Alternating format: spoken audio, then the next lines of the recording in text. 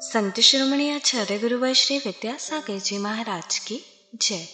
और हम योग प्रणेता पूज्य गुरुवर श्री प्रणम्य सागर जी महाराज की जय। ओम अरहम नमः। स्वाध्याय प्रेमी बंधुओं, श्री तत्वार्थ सूत्र ग्रंथराज जी के अनूठे स्वाध्याय में आप सभी का स्वागत है। हमने षष्ठम अध्याय में कर्मों की आत्मा में इनकमिंग अर्थात आश्रव तत्व को समझा। अब सप्तम अध्याय में हम कर्मों को रोकने के उपायों को संवर तत्व के माध्यम से समझ रहे हैं। पहले हम अध्याय 6 का सूत्र पाठन करेंगे। आपने यदि पिछले अध्यायों की परीक्षा नहीं भी दी है तो भी आपको यह पाठ अवश्य करना चाहिए और इन्हें कंठस्थ करने का भाव भी बनाना चाहिए। मोक्ष मार्गस्य नेतारं भेत्तारं कर्म भूव्रतां ज्ञातारं विश्वतत्त्वानां वन्दे तद्गुणलब्धये।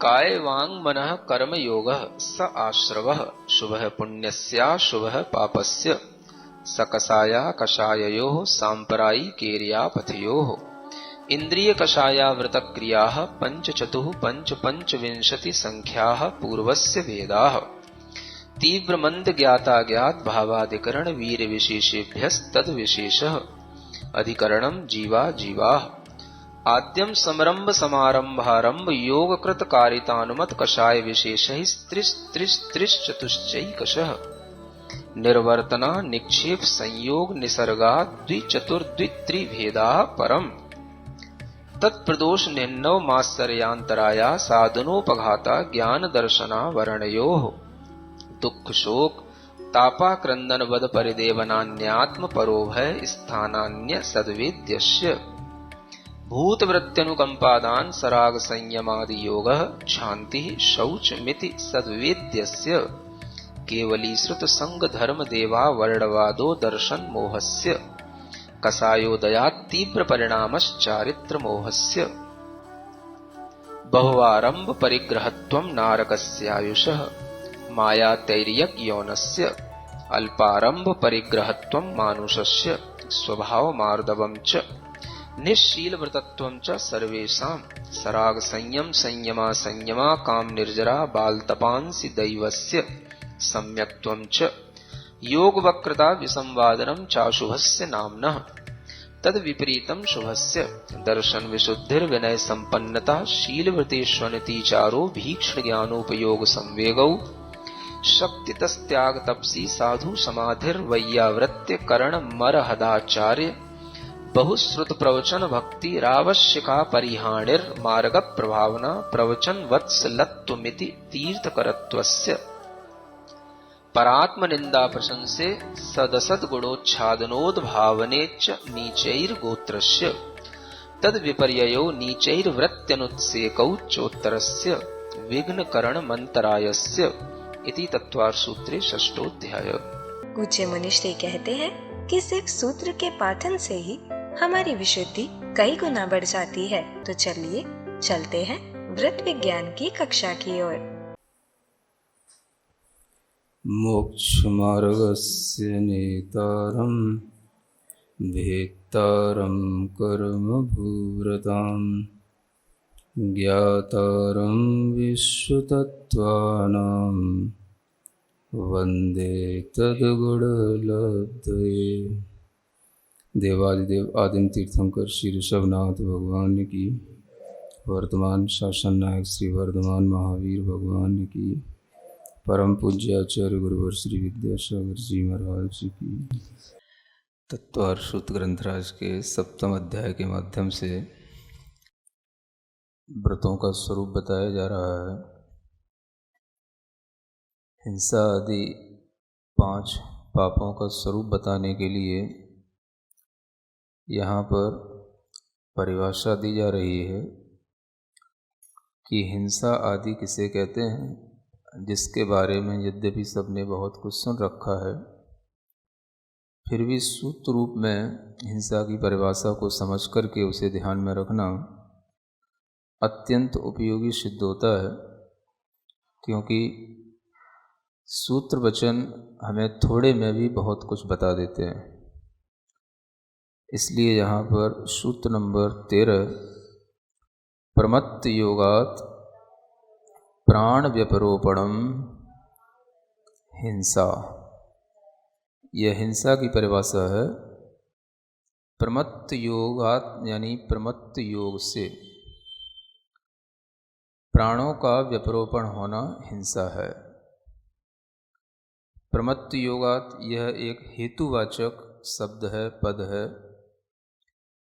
क्योंकि यहाँ पर पंचमी विभक्ति का प्रयोग किया गया है। इस कारण से इसका अर्थ होता है प्रमत्त योग से, यानी जो हमारे अंदर प्रमाद रहता है उस प्रमाद के योग से प्राणों का व्यपरोपण यानी घात होना हिंसा कहलाती है। प्रमाद, योग, प्राण और व्यपरोपण, चार चीज़ें यहाँ पर हैं। उनमें से प्रमाद और योग ये दोनों मिलाकर के एक पद बनाया है। इसे हेतु अर्थ में, कारण अर्थ में यहाँ पर कहा गया। इस कारण से प्रमाद का मतलब होता है अंतरंग में यत्नाचार की वृत्ति नहीं होना, अंतरंग में सावधानी नहीं होना, अंतरंग में कसाई की तीव्रता होना, ये प्रमाद कहलाता है। और उसके साथ में जो योग होते हैं यानी मन, वचन और काय, वह जब तीनों जुड़ जाते हैं तो वह प्रमत्त योग बन जाता है। उस प्रमत्त योग के कारण से जो प्राण यानी कि जीव के अंदर जो 10 प्राण हैं, 5 इंद्रियां हैं, 3 बल हैं, आयु है, श्वासोच्छ्वास है, इनका जो व्यपरोपण हो जाता है यानी घात हो जाता है, उसका नाम हिंसा कहा गया है। यहाँ पर समझने के लिए मुख्य बात यह है कि हेतु ये दिया गया है कि प्रमत्त योग से ही प्राणों का व्यपरोपण होना चाहिए, तभी उसका नाम हिंसा है। अगर कारण है तो कार्य होगा, और कारण नहीं है तो कार्य नहीं होगा। तो कारण यहाँ पर प्रमत्त योग बताया जा रहा है। प्राण का व्यपरोपण ये कारण नहीं है, यह उस कारण से घटित होने वाला कार्य है, और उसी का नाम हिंसा है। हिंसा किसे कहा गया? प्राण के व्यपरोपण का नाम हिंसा है। तो वह प्राण का व्यपरोपण किस कारण से होता है? तो प्रमाद योग से होता है। तो जो कारण है वो प्रमाद योग है। कारण प्रमुख होता है किसी भी कार्य के लिए, यानी इससे सिद्ध होता है कि हिंसा का जो कार्य है वो प्रमाद के योग से होता है। प्राणों का व्यपरोपण यह तो कार्य है जो प्रमाद का योग होने पर अवश्य घटित होगा ही होगा। जहाँ पर प्रमाद है, प्रमत्त पूर्वक मन वचन कायी की प्रक्रिया है, वहाँ पर नियम से प्राणों का घात है, और उसी का नाम हिंसा है। सूत्र में बहुत गहरापन होता है, उसको धीरे धीरे जैसे जैसे हम समझते जाएंगे सूत्र का सार अपने को ग्रहण करने में आता जाएगा। तो प्रमत्त योग यह मुख्य कारण है, और इसी के होने पर प्राणों का घात होता है। अब इसको इस तरीके से समझें कि जैसे किसी भी जीव में प्रमाद चल रहा है, प्रमाद के साथ वह मन वचन काय के क्रियाओं से जुड़ा हुआ है, तो उस प्रमाद के योग के कारण से वह घात कर रहा है, प्राण का व्यपरोपण कर रहा है। अब आप कहो कि कोई व्यक्ति बिल्कुल आराम से एक जगह बैठा है और प्रमादी होकर के बैठा है, या उसके मन में कसाय इस रूप में आ रही है कि उसे कुछ भी अपना कोई भी प्रयत्न किसी भी रूप में समझ में नहीं आ रहा है कि मुझे कोई भी चेष्टा यत्नाचार पूर्वक करना है या सावधानी पूर्वक करना है। वो एक जगह बैठा है और वह बैठा बैठा अपने मन से, वचन से, काय से कुछ भी कर रहा हो, कोई भी जीव का घात नहीं कर रहा, मार नहीं रहा किसी को, बैठा है केवल। तो बैठा बैठा अब वह प्रमाद का योग तो है, और बैठा बैठा वह कोई भी प्राणों का व्यपरोपण कर नहीं रहा है, तो उसे हिंसा कहेंगे कि नहीं कहेंगे? है ना? क्या समझ आ रहा है? जिसके अंदर प्रमाद योग का मतलब कोई वह अन्य क्रिया नहीं कर रहा, बस अपने अंदर मान लो सामान्य रूप से भी बैठा हुआ कुछ भी सोच रहा है, या कुछ भी किसी से बातचीत कर रहा है, या कुछ भी अपनी चेष्टाएं बिना सोचे समझे कर रहा है, घात किसी जीव का नहीं कर रहा है, मतलब कि किसी को मार रहा हो, किसी चींटी को मार रहा हो, किसी मच्छर को मार रहा हो, कुछ नहीं कर रहा है वो, बस। तो अब वहां पर हिंसा तो कुछ नहीं है, समझ आ ना? किसी भी प्राणी का और उसके प्राणों का कोई घात तो है नहीं है। अब उसको हिंसा कहा जाए कि नहीं कहा जाए? यहां पर तो मुख्य जोर किस पर डाला जा रहा है? प्रमत्त योगात। इसको समझने के लिए है। प्रमत्त योग मुख्य कारण है, और अगर ये कारण है तो वहां पर प्राण का व्यपरोपण है, प्राणों का घात है। अब किसके प्राणों का घात हो रहा है वहां? दूसरे के तो किसी प्राण का घात नहीं हो रहा, लेकिन वहां अपने ही प्राणों का घात हो रहा है। ये भी प्राण का व्यपरोपण है। अपने प्राण का क्या घात हो रहा है? वो अपने मन का दुरुपयोग कर रहा है। मन उसका सावधान नहीं है, मन उसका किसी भी चिंता में पड़ा हुआ है। प्रमाद के कारण से चिंता पैदा होगी। मन में किसी भी प्रकार की सावधानी नहीं होने के कारण से उसके वचन भी, किसी के लिए कुछ भी फोन कर रहा होगा, किसी के लिए कुछ भी ऑर्डर दे देगा, किसी के लिए कुछ भी कार्य करने के लिए कह देगा, बिना सोचे समझे कि इसमें हिंसा है या नहीं है। और अपनी काय की चेष्टा जो उस समय पर कुछ नहीं भी कर रहा है, तो भी उसकी जो काय चेष्टा हो रही है, चाहे वो हाथ चलाने रूप हो रही हो, चाहे वो मन के माध्यम से कुछ किसी से कहने रूप हो रही हो, या हाथ में मोबाइल पकड़ने रूप हो रही हो, वह सब उसकी चेष्टा भी चल रही है काय की। तो मन वचन काय का योग हो गया। भीतर से प्रमत्त होने के कारण से, सावधान नहीं होने के कारण से, बाहर कुछ हिंसा नहीं होने पर भी वह अपने ही चैतन्य प्राण का घात कर रहा है। किसका घात कर रहा है? अब उसमें देखा जाए कि अपने प्राण का घात किसके कारण से होता है। तो जब कोई व्यक्ति मान लो किसी ना किसी तरह के कसाय भाव में है, लोभ भाव में है, राग भाव में है, द्वेष भाव में है, तो वो किसका घात कर रहा है? वह अपने ही चैतन्य प्राण का घात कर रहा है। इसे कहा जाता है निश्चय से हिंसा। और जो प्राण का व्यपरोपण हो बाहर से, वो कहलाएगी व्यवहार से हिंसा। तो इसे आप इस रूप में भी देखें कि प्रमत्त योग यह शब्द तो निश्चय हिंसा के लिए है, और प्राण व्यपरोपण यह शब्द जो है व्यवहार हिंसा के लिए। इसी निश्चय हिंसा को भाव हिंसा कहा जाता है, और व्यवहार हिंसा को द्रव्य हिंसा कहा जाता है। यहाँ पर मुख्य रूप से जो कारण बनाया गया है, हेतु बनाया गया है, वो भाव को बनाया गया है। जिसके अंदर कषाय है, प्रमाद के साथ है, वह नियम से हिंसा कर ही रहा है, क्योंकि वह अपने प्राणों का घात कर रहा है, यानी वह अपने स्वभाव में नहीं रह रहा है।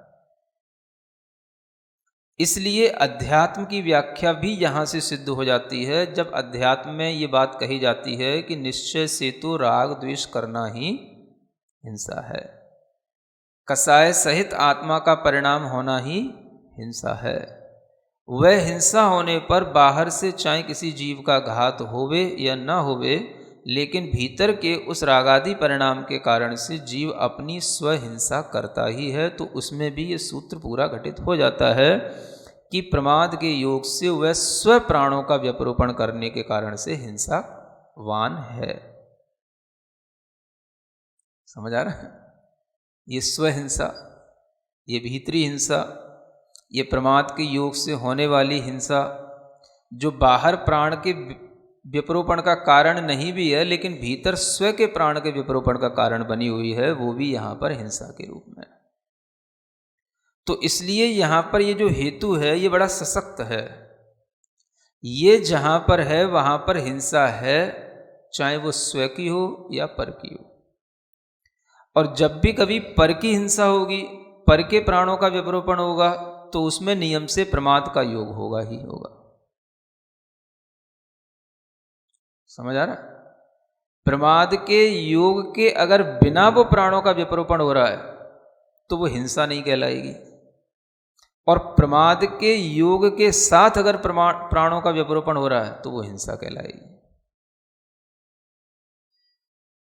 कोई व्यक्ति चल रहा है, चलते हुए अपना मोबाइल चला रहा है, चलते हुए चला जा रहा है, नीचे क्या दिख रहा है उसे कुछ भी नहीं देखने में आ रहा है, न वो देखने की उसके अंदर कोई भी चेष्टा है, न देखने का कोई उसका एटीट्यूड है कि मैं देख के चलना चाहिए। वो देख रहा है फर्श बिल्कुल साफ है, नहीं भी है तो भी उसके अंदर देखने का कोई एटीट्यूड नहीं है, और अगर है भी तो भी वो बिल्कुल बस मोबाइल ले लिया घूम रहा है। जैसे छतों पर शाम को सब चक्कर लगाते हैं ना, हाँ, मोबाइल लेकर के बस चक्कर लगाते रहते हैं, चक्कर लगाते रहते हैं, बातचीत चलती रहती है, घंटों घंटों तक चलते रहते हैं। नीचे क्या है, नीचे कौन देखेगा, बात पे ध्यान है तो ऊपर ध्यान रहेगा।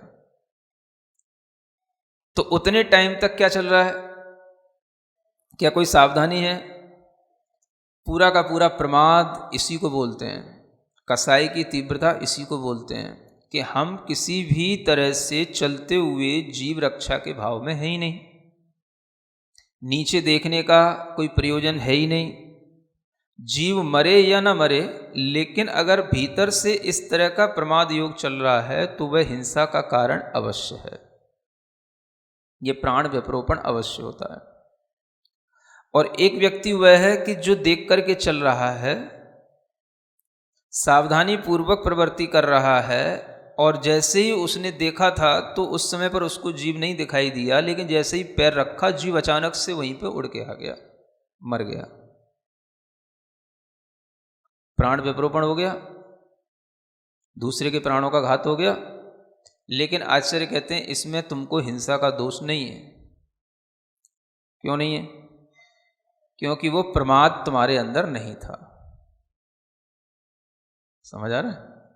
अब ये कितनी बड़ी बात है कि यहाँ पर जो हेतु है, यही हेतु ही उस हिंसा के साध्य के लिए साधक है। अगर ये हेतु है प्रमत्त योग तो हिंसा है, और ये हेतु नहीं है तो हिंसा नहीं है। इसलिए आचार्य कहते हैं जीव चाहे जिए चाहे मरे, जीव वहाँ हो या न हो, आपको सावधान रहना है। आप सावधानी से प्रवृत्ति करो। आपके लिए वह प्रवृत्ति इस रूप में होनी चाहिए कि जीव की रक्षा के साथ हमारा बिल्कुल उस समय पर एटीट्यूड बना रहना चाहिए, और हमारे अंदर इस तरह की बिल्कुल केयरनेस होनी चाहिए कि हम उसमें बिल्कुल भी प्रमादी न हो, और इस बात को ध्यान में रखें कि हमें प्रवृत्ति करते हुए किसी भी जीव की हिंसा न हो जाए। अगर ये सावधानी है तो इसी का नाम है कि हम प्रमाद में नहीं हैं। प्रमाद अपने आप में एक मद से बनता है, मद में प्र उपसर्ग लग गया है ना, मद से ही माद बनता है, और फिर उसी में प्र लग जाने से प्रमाद बन जाता है। मतलब ये एक ऐसा मद है अपने अंदर कि उस मद के कारण से हम कभी यह सोचते जो नहीं हैं कि हमारे द्वारा भी जीव हिंसा हो रही है या नहीं हो रही है, या हो रही तो होने दो, नहीं हो रही है कहीं नहीं हो रही है, ऐसा जो मन में भाव आता है, ये भी भीतर का एक बहुत बड़ा क्या है, प्रमाद है ना। तो इस प्रमत्त भाव को एक जो है कहना चाहिए, जैसे कि किसी के लिए कोई मद चढ़ जाता है, नशा सा चढ़ जाता है, तो उस नशे में वह क्या है सही या किस तरीके की प्रवृत्ति सही है, जैसे उसको समझ नहीं आता, वैसे ही प्रमाद भाव में पड़ा हुआ जीव इस बात को समझ नहीं पाता। अब आप देखो दुनिया में जितने भी लोग आपको दुनिया में घूमते हुए मिल रहे हैं, सब कुछ करते हुए मिल रहे हैं, कितने लोगों में आपको दिखता है कि ये प्रमाद से रहित हैं? कोई दिखेगा? सब किसी ना किसी अहम में हैं, किसी ना किसी नशे में चल रहे हैं।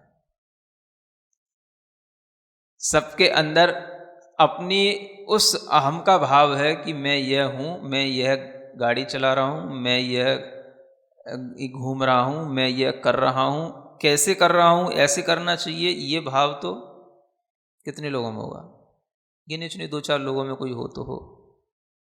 हाँ, तो ये कहलाएगा प्रमाद का योग। सतत हिंसा जीव के द्वारा निरंतर इसलिए बनी रहती है।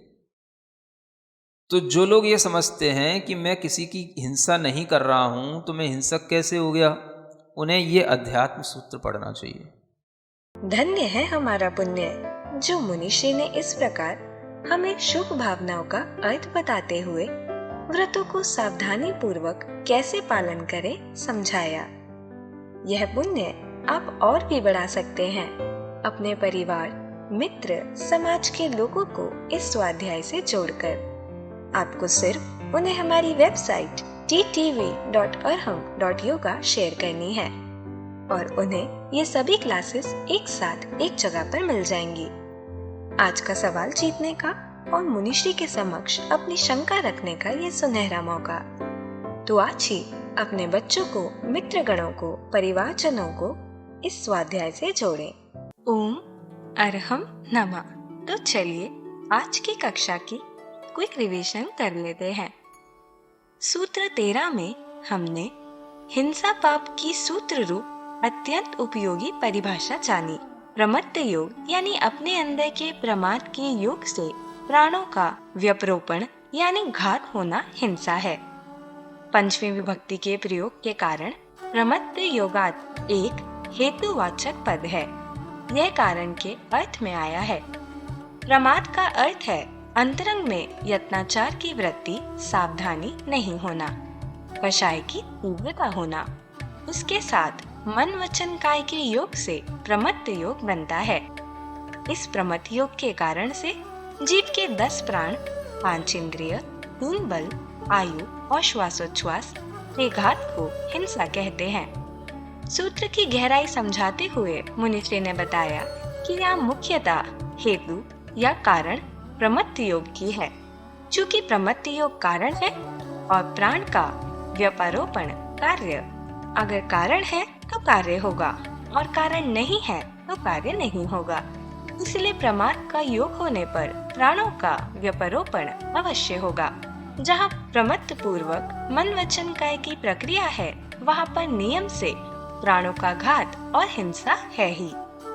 मुनिश्री ने समझाया कि यदि कोई व्यक्ति प्रमादी होकर एक जगह बैठा है और कोई भी मन वचन काय की चेष्टा ऐसा सोचकर नहीं कर रहा कि वो उसे यत्नाचार पूर्वक करनी है, वह सामान्य रूप से कुछ सोच रहा है या बातचीत कर रहा है, लेकिन किसी भी जीव जैसे चींटी आदि का घात नहीं कर रहा है, फिर भी वहाँ प्रमत्त योग होने के कारण का व्यपरोपण होगा, हिंसा होगी।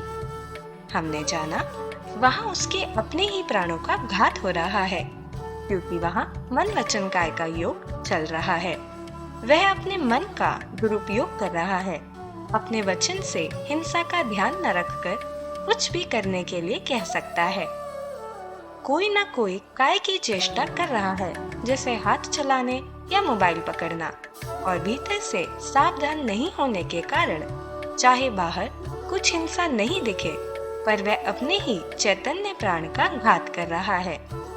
मुनिश्री ने बताया कि अपने स्वभाव में नहीं रहकर कषाय, राग आदि के भावों से वह अपने चैतन्य प्राण का घात करता है। यह निश्चय हिंसा या भाव हिंसा है, और बाहर से प्राण का व्यपरोपण व्यवहार हिंसा या द्रव्य हिंसा है। इस सूत्र से अध्यात्म की बात भी सिद्ध हो जाती है कि निश्चय से तो राग द्वेष करना ही हिंसा है, कषाय सहित आत्मा का परिणाम होना ही हिंसा है, चाहे बाहर किसी जीव का घात होवे या ना होवे। हमने जाना कि प्रमाद के योग के बिना अगर प्राणों का व्यपरोपण भी हो रहा है तो वह हिंसा नहीं कहलाएगी। जैसे यदि कोई व्यक्ति सावधानी पूर्वक प्रवृत्ति कर रहा है उसको जीव नहीं दिखाई दिया, लेकिन अचानक से जीव उड़कर आया और पैर से दब गया, तो आचार्यों के अनुसार इसमें हिंसा का दोष नहीं है, क्योंकि उस समय उसके अंदर प्रमाद नहीं था। प्रमत्त योग का हेतु बड़ा सशक्त है और हिंसा के साध्य के लिए साधक है। ये जहाँ पर है वहाँ पर हिंसा है, चाहे वह स्व की हो या पर की हो। इसलिए जीव चाहे जिए या मरे, हमें सावधान रहना चाहिए, प्रमाद में नहीं। मद से माद शब्द बनता है और उसमें प्र उपसर्ग लगने से प्रमाद बन जाता है। यह एक नशा है, एक मद है, जिसके कारण हम नहीं सोचते कि हमारे द्वारा जीव हिंसा हो रही है या नहीं। इसी कारण जीव के द्वारा निरंतर सतत हिंसा बनी रहती है। ये अध्यात्म सूत्र उन लोगों को अवश्य पढ़ना चाहिए जो समझ नहीं पाते कि बिना हिंसा किए वह हिंसा कैसे हो गए। तो चलिए अब हम सभी जिनवाणी स्तुति करेंगे और तत्पश्चात समय होगा आज के सवाल का। सिरिजिणवाणी जग कल्याणी जग जन मदतम मोहरी जणमण हारी गढ़हर हारी जम जरा भव रोग हरि तिथ्य राणम दिव्य झुणिम जो पढ़ई सुणई मय्ये धारई राणम सौख मणंतम धैर्य सासद मोक्ष पदम पावई सासद मोक्ष पदम पावई। अब समय है आज के प्रतियोगिता प्रश्न में भाग लेकर आकर्षक पुरस्कार जीतने का। आप अपने फोन को QR कोड स्कैन करने के लिए तैयार रखें या दिए गए लिंक पे जाएं। आप अपना उत्तर चुनकर हमें कल शाम 5 बजे तक भेज सकते हैं। 3 भाग्यशाली विजेताओं को मिलेंगे आकर्षक पुरस्कार। विजेताओं का नाम इसी कार्यक्रम में हर रविवार को घोषित किया जाएगा। साथ ही सभी प्रश्नों के सही उत्तर भी बताए जाएंगे। आज का सवाल है, जीव के अंदर कितने प्राण होते हैं? 3, 5, 7, 10। अध्याय 7 की कक्षा 12 के आज के सवाल का सही उत्तर है संवेग। अगर आप किसी कारणवश कोड को स्कैन ना कर पाए हो तो आप क्लास की वेबसाइट पर जाकर भी उन्हें अटेम्प्ट कर सकते हैं। इस लिंक पर जाएं या QR कोड को स्कैन करें।